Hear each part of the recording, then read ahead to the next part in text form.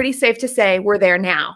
So everybody, I am super excited to be here today. It's November 5th, and depending on where you're at will depend on the time. And I just want to say this is going to be a great conversation live today about the interplay of positioning and growth. That is almost for certain the title of the podcast that the two gentlemen that are with me will be featured in this month. See, you're going to hear a little bit about SEO probably, and I'm just thinking about that, and I'm like, well, it's good words, but it might not be exact just yet.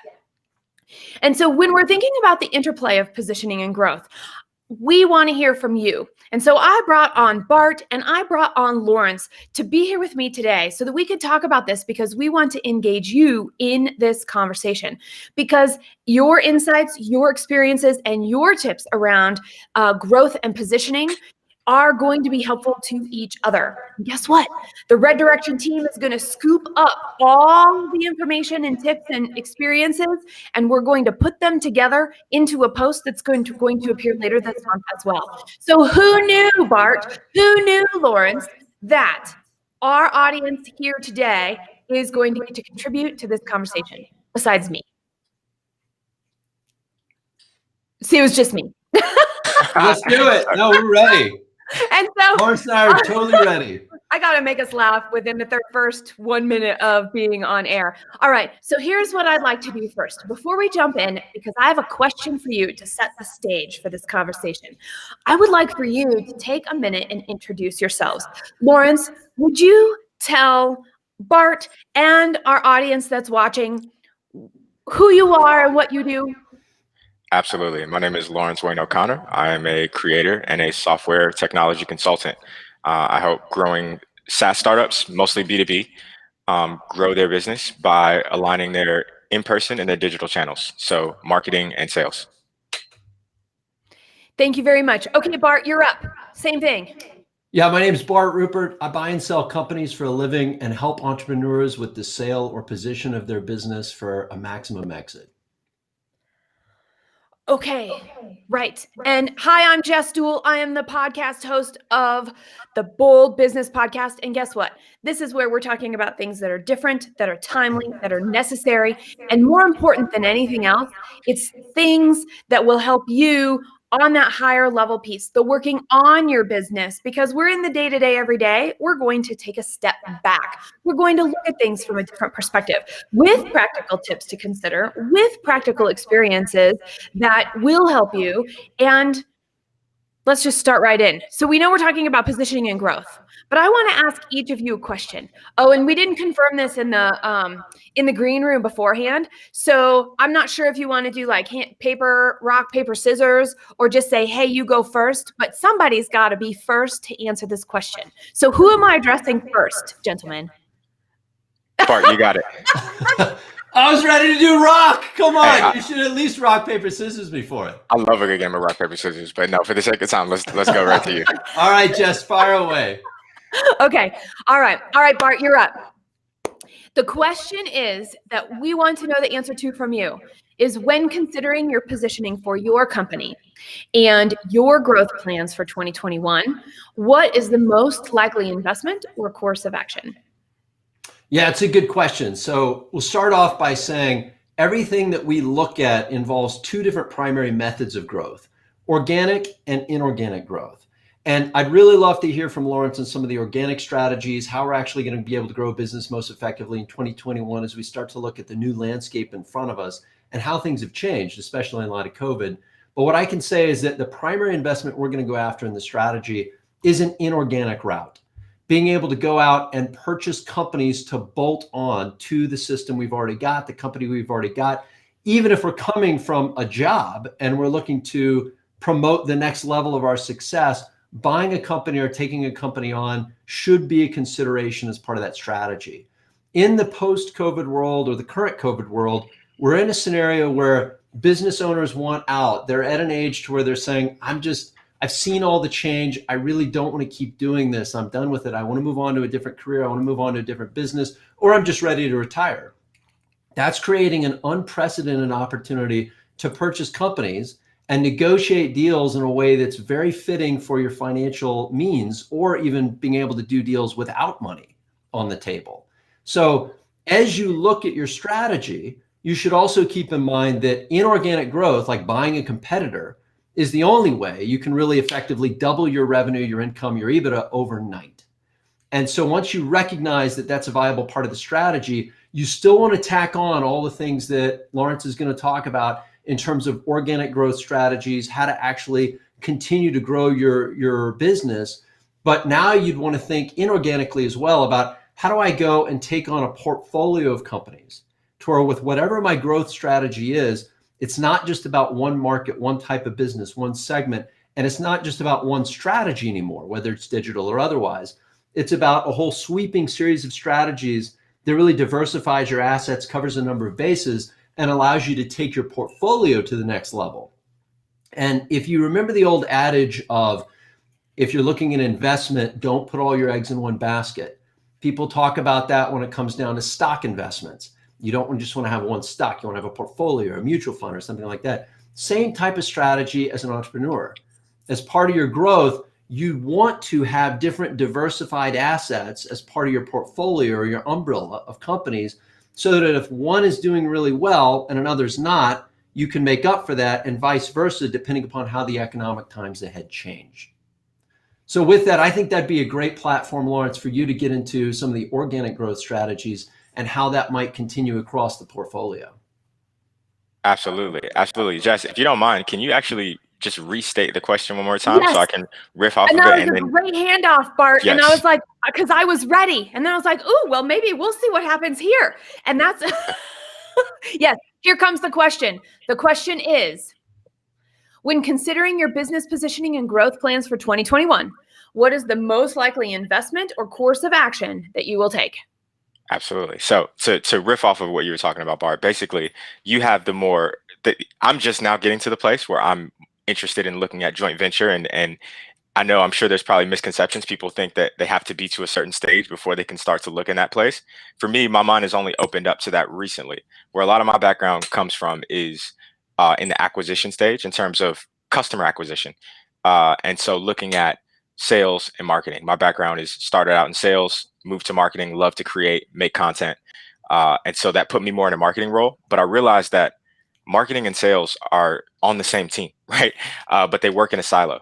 So when you think about positioning and growth, I feel that for me specifically, SEO is a great tool to understand positioning, because you're taking the words directly from your customers' mouths. It's what they are searching in a search bar to find the answer to their question. And it's our job to figure out, what is their intention, what do they need versus what they're actually saying that they need. So what I love about SEO is it kind of melds my two loves of creating content, but also technology and using digital technology. And SEO is a great way to build content that's going to have a lasting effect for you. There are blog posts that I've written in 2014 that I still have people that, when I get on the phone with them, or clients potentially, who will reference these things, that's how they found me. So when you think about building content or working on things with compounding interest, creating good content for the internet is always going to have long-term interest for you. Now, to that space, there's also paid ads that you can do with that to test. Paid ads are going to have a lot quicker of a result. You're going to get a lot quicker results for you, but it's less sustainable over time. Whereas I usually do a little bit of paid ads, figure out what's working, and then build an organic SEO strategy behind that. So as far as positioning goes, I love Google. Search shows a lot of intent versus if you're marketing on social.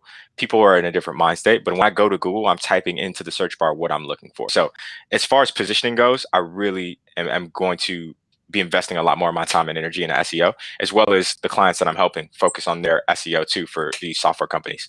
Now the growth space, that's where sales comes in. And sales, again, sales and marketing are on the same team. For some reason, we set them up to work in completely different ways. So if you think about football, right, marketing might not score at all for the first 3 quarters and be down 31-0, and then win the game 34-31, because all of the work that they've been doing over the first 3 quarters will pay off towards the end.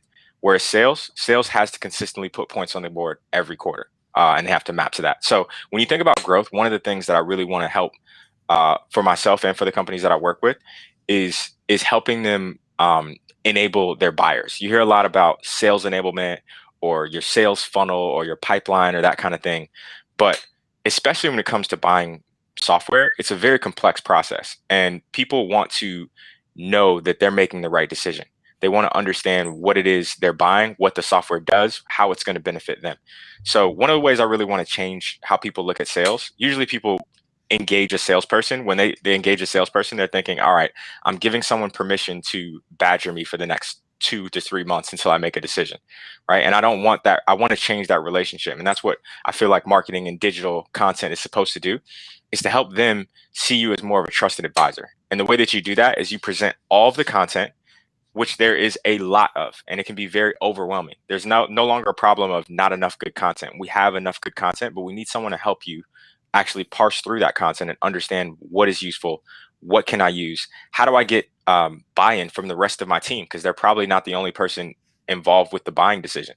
So there's so many other pieces, right? How do I validate this is going to do what it says it's going to do? What are my requirements specific to my business? Like all of these different kinds of things, a salesperson should be a trusted advisor for. And so what I really want to focus on from a growth perspective is, rather than, especially in these times, people feel a little bit weird about, well, how am I going to follow up with someone in sales and be badgering them when we're going through a pandemic right now? But really what it is if you believe in your product and you've got a product that is changing people's lives and that's making a positive impact, then I want to help you get to that decision faster. And I want to do that by presenting you with the right information that is not shaded towards buy. This is why we're the best for you. I don't want to show you that. I want to show you, based on what you've told me you want, here's how I can help you get there, and here's what you should be paying attention to as you make this decision. And if you position yourself that way, that makes it a much better relationship. It takes you from going against each other to sitting on the same side of the table and looking at the problem together.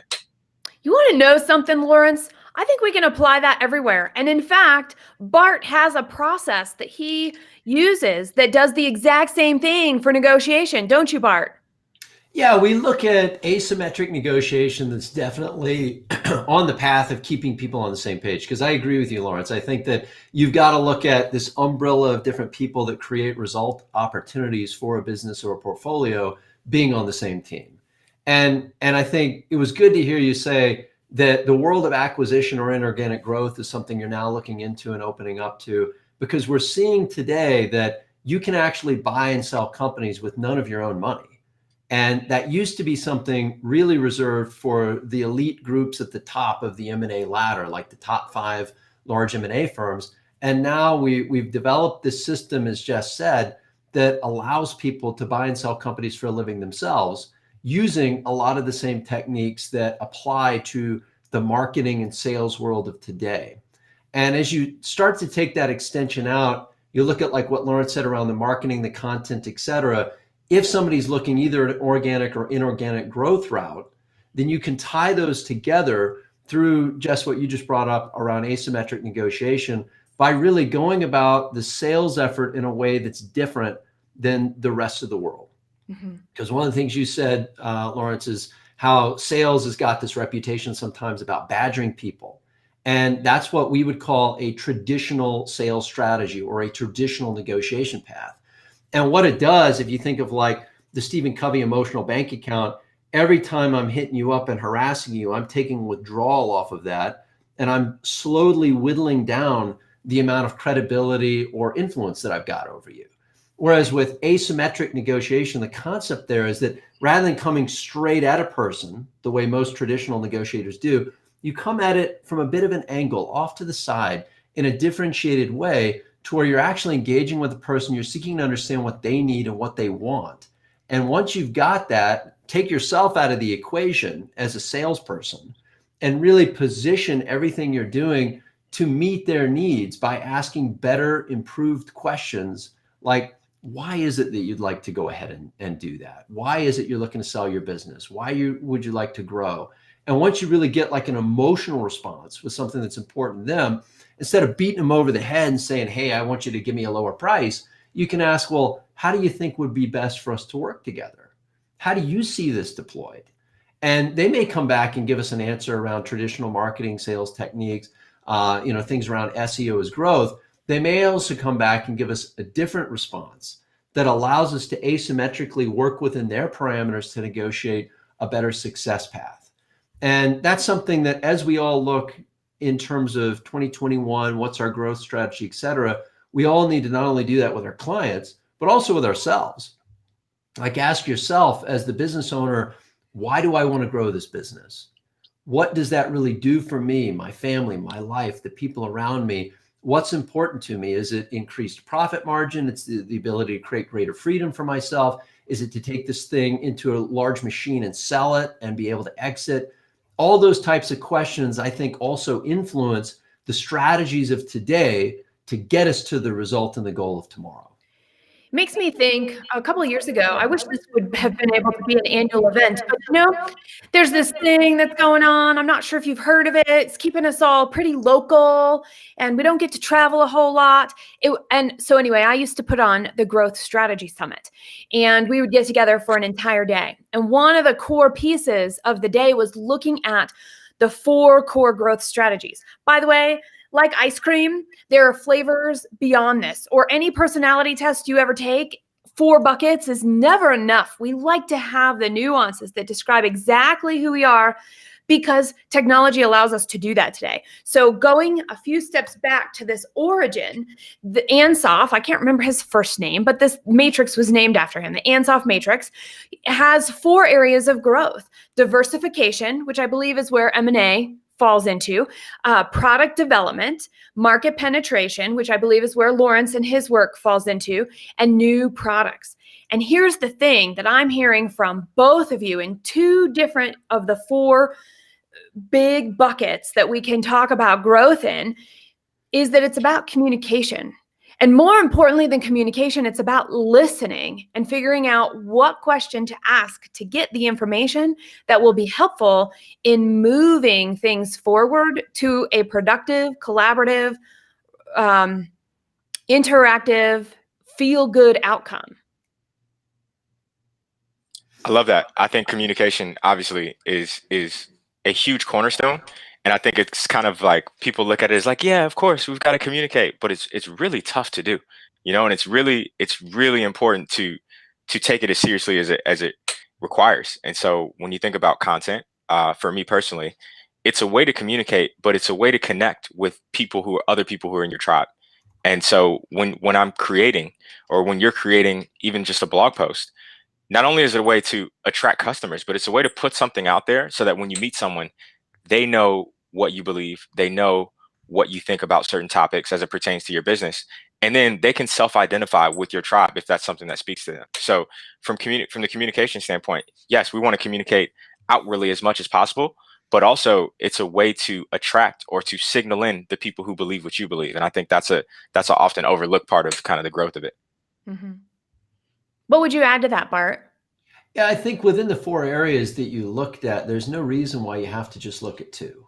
I think there's always a way to incorporate more of that. And it really it comes down to how creative you want to be with the growth of your business and what your goals are. To what we said earlier, if your goal is to be able to really sustain some growth and look at all 4 quadrants, then there are ways to do that through the strategies that Lawrence and I are talking about today, where you could take, whether it's the growth of the business, the expansion of your revenue, the expansion of a product, like you'd mentioned, to be able to bring that to market, you can do that very organically through some of the things we're talking about here, like content, SEO, and being able to put that out there. You can also look at just going out and acquiring that as part of your strategy. And I think that's where most of us as entrepreneurs hold ourselves back from the idea of looking at going and buying a business or merging with a business or trying to get a transaction negotiated with none of their own cash, because it seems intimidating. It seems scary. We've not done that before. It's much easier to go out and just do something organic than look at the other growth avenue. But I think if you break out and really look at expanding your horizons a bit broadly, then you can buy another company that does one particular aspect of those 4 quadrants really well in a way that you never would have done yourself, and then bring in the things that you're already doing within your portfolio of companies to that asset. So for example, I've seen people who have extremely effective services businesses, and they're doing exactly what Lawrence is talking about. They've got the content, they've got the SEO, they're killing it. And there's this product over here that is a relatively unknown product. It's not really doing a whole lot. It's very underutilized. Nobody knows it exists. you can turn around and purchase that product, pull it into your portfolio, synergize it with your services, find a way to rebrand that or retool that very quickly, and then plug it into the SEO, the content, that whole marketing and sales engine to affect a much greater result, a much bigger change.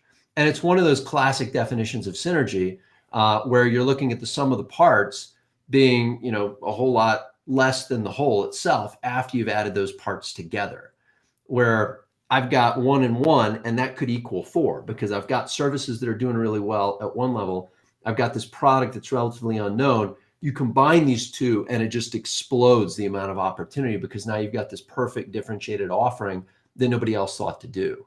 And yeah, it takes a bit of creativity, it takes a bit of vision, but as entrepreneurs and as folks that are focused on growth, and you wouldn't be here if you weren't, then we're always thinking about that.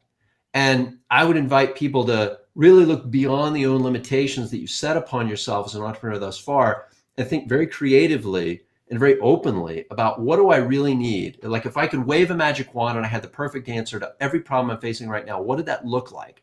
And then how do I go out and get that, even if it involves purchasing another company and incorporating that into what I'm already doing? And if you can do that, you get the best of both worlds. You get to activate all 4 of those quadrants if you so choose. And that's really where the explosive growth that we hear about with unicorns comes from. It's interesting because I would agree with you that you can definitely do more than one. And I know that depending on the resources and the time and figuring out who, we don't even have to figure out the how. It's just actually figuring out the what. And so I hear what you're saying is, can we go out and think bigger? What? Not the what, but what do we want to do and why do we want to do it? And so I would be curious, from the sales and marketing side of things, hang on, the question is coming. It's bouncing around in there. It hasn't made it to my face yet, somewhere in here. How do we develop the listening posts? That's what I'll call them, listening posts, to recognize what our strengths and our opportunities are to be able to capitalize on. Absolutely. So the thing about any type of creative work, and Seth Godin just released a book that I think is really great that speaks to this. It's called Practice. But the thing about it is you've got to put it out. You've got to ship it. And so I look at every piece of content as a test, as an experiment. But you're not going to grow and you're not going to be able to develop until you actually put it out into the market and start getting feedback. So when you talk about listening posts, what I understand that to be is to say, okay, I've done my overview of the market. I've done a little bit of keyword research. I see what people are searching for. Here's my entry into the game. Here's what I believe based on what I see people looking for. Could be right, could be wrong. It's a risk. Once you put it out, once you start seeing how people are interacting to it, you can begin to develop it. And the things that I tend to look for are time spent on page. Without getting too technical, I look at how long people are spending on that post, how much they're scrolling, which pieces of the content are they consuming. And you can use that. I can get down to the paragraph to say, oh, this paragraph is really resonating with people based on their screen time. I need to expand on that. Maybe I can create a completely new post that speaks more and delve deeper into that. What I'm hearing here is very much that word interplay comes in. It has a bigger purpose than I actually was thinking it did when I first chose the word. I'll be real about that. After listening to Lawrence and to you, Bart, and I'm thinking about this, it's like, well, how do we work in the business effectively? And then how do we step out of the business effectively? And then how do we get in here and look at our opportunities? And how do we get out here and absorb what we have from different data points?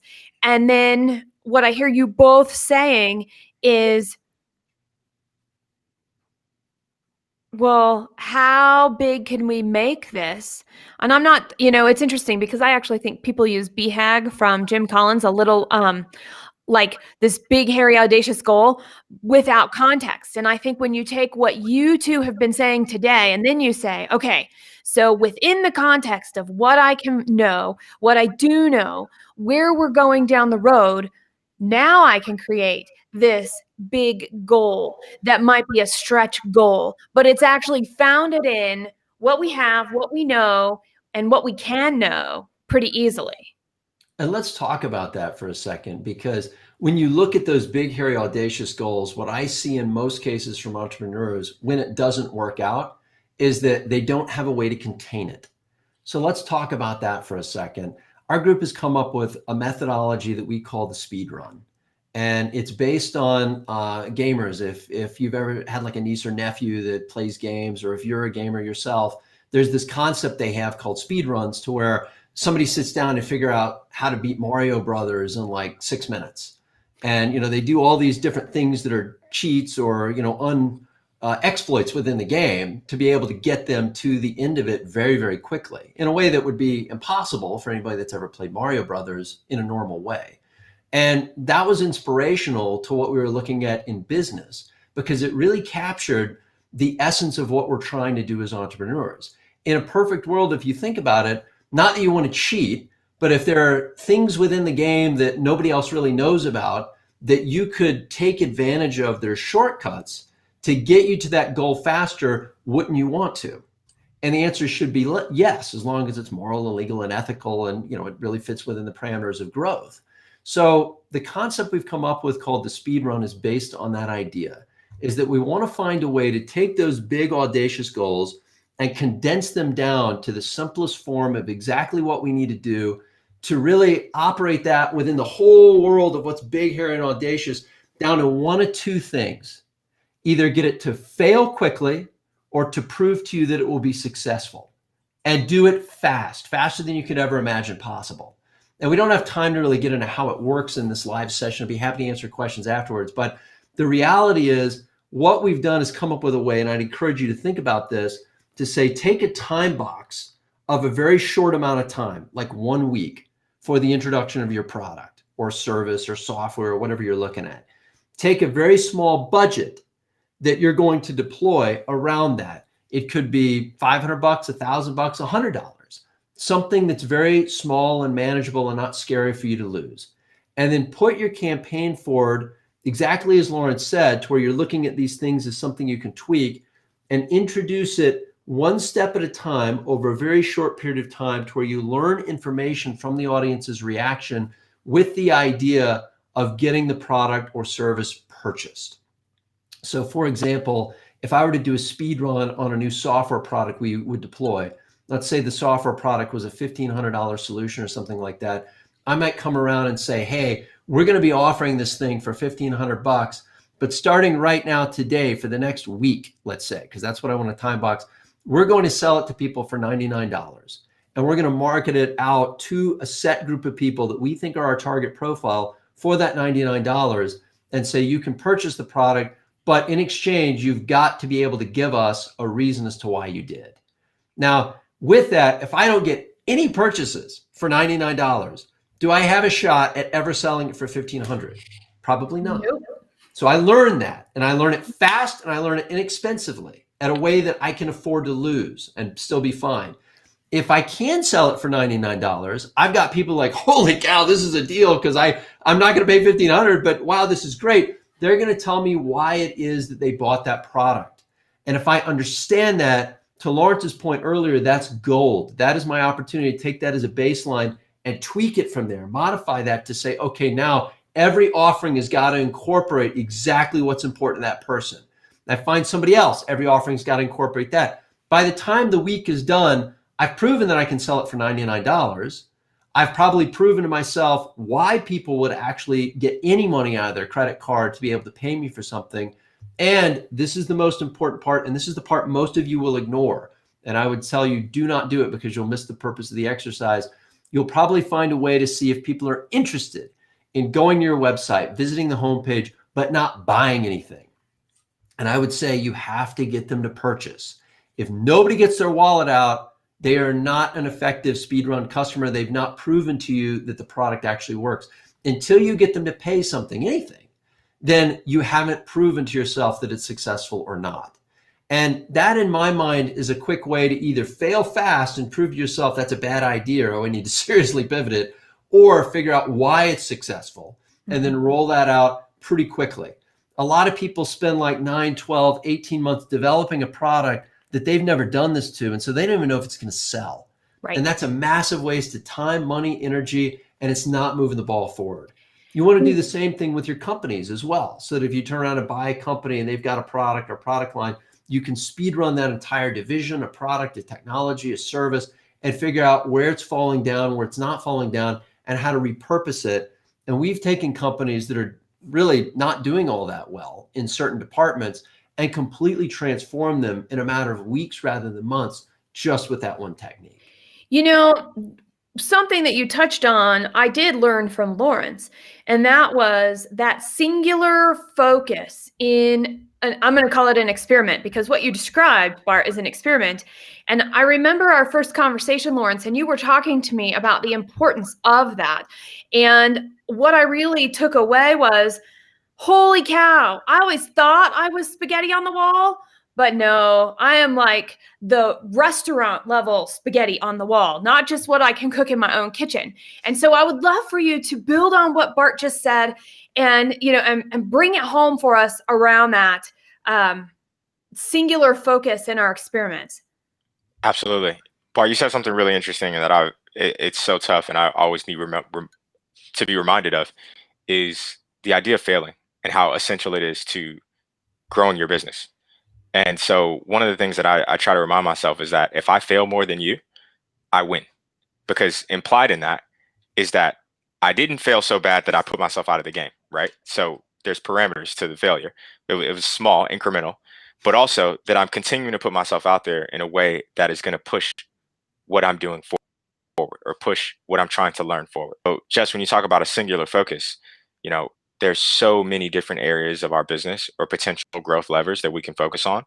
But when we focus on the right questions, what do I need to learn about my audience? What do I need to learn about the people that I'm serving? Because that's where all this comes from. So if I can say, here's what I know, here's what I don't know. What is the most important things that I don't know that could potentially grow my business? And now let me focus on figuring that out until that goes into the known bucket. So you talk about obviously testing pricing, things like, is my offer tight? That's something I work on a lot is, does this offer resonate? Because there's something that I might be super excited about that I put out there to a business owner and they're like, yeah, great. But can you get me more leads though? And I'm like, okay, well, Right? yeah, but what about over here? This, you know, buyer enablement and this, and they don't care about that until I can solve this problem. So for me, just because I've done this or I'm doing this doesn't mean I'm going to have all the answers about the people that I'm seeking to serve. And so it's up to me to put myself out there enough to know, to figure it out and to learn. And as long as you're putting yourself out there in a way that's honest and in a way that is there to help others, people aren't, you can't fault someone for doing that because your intention is there, just being there to help. So I always try to think about it in terms of, if I fail more than you, I win. And usually we're wired to avoid failure at all costs, or to not put something out there until we know that it's going to succeed. And that just doesn't exist in the entrepreneur world. So figuring that out or aligning with that and saying, okay, failure, knowing that it's inevitable, how am I going to navigate it? Well, I'm going to make sure that I play my cards in a way that I don't put myself out of the game, but I'm consistently trying things that I don't know about. And not only does that build resilience, but it builds a profile of the people that you're seeking to serve that is built on data versus just conjecture. Isn't it what it's all about? Figuring out how to build resilience. Okay, we could like talk all day. Here's what I have learned from this conversation. It's gone longer than I thought it would. There is so much good information in it from Bart and from Lawrence that I don't want to stop, but we are out of time. So I do want to pause and say, Lawrence, Bart, is there a final thought that you want to leave our audience with at the moment? Yeah, I'll kick it off. My thought would be, get out of your own way. Find a way to take whatever is holding you back today as an entrepreneur, because all of us have that thing that's holding us back, whatever fear it is, whatever resistance that you've got to your own success, and step away from it. And use, as Lawrence said, the willingness or permission that you give yourself to fail as the reason to be able to get out of your way. Because most likely every one of you that know you've got more potential and you aren't stepping up to achieve it, you found a way to get in your own way somehow.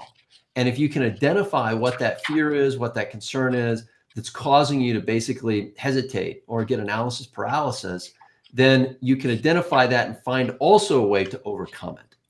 And it's just about being brave. It's just about being willing to take a chance and being comfortable with, if I fail, that's all right. I'm not going to die from it. I'm just going to figure out a better way to do it and move forward. And I'm going to piggyback off that because I think that's a really great point, is get out of your own way. But the way that I do that, and the way that I would suggest doing that, is by understanding that this is not just for you. It's for the hundreds, thousands, potentially millions of people who need what you have, that are begging you, are relying on you to share your unique vision and your unique journey with them, because it's going to unlock things for them. So in those times where I do get in my own way, or I want to stop, or I am afraid, or think that I'm failing, the thing that keeps me going is never coming from within. It's always thinking about those people who actually really need your unique message. And if you can't connect to, or you can't distance yourself from that fear of failure, if you can connect to the people that you could potentially be serving, that need you and are looking for what you have, that is something that really helps me. And I think we should all hold on to, is it's not just about us, it's about the people who we're serving and what they need.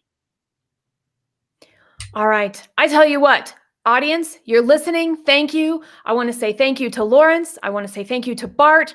I want to encourage everybody to look for the polls that are going to be out there on social media and weigh in our buckets of growth that we have. Where are the areas that you are going to focus in 2021 and 2022 and even further out than that? Whatever you're thinking about right now is what we want to know. And at the same time, you're coming with your own experience, you're coming with your own challenges, you're coming with your own successes, and we can learn from you. So please, in the comments here, definitely reach out to Lawrence and to Bart and tell us what you have going on. Tell us your experiences so that we have the opportunity to learn from you as well. And don't forget, visit the podcast, the Bold Business Podcast, at reddirection.com.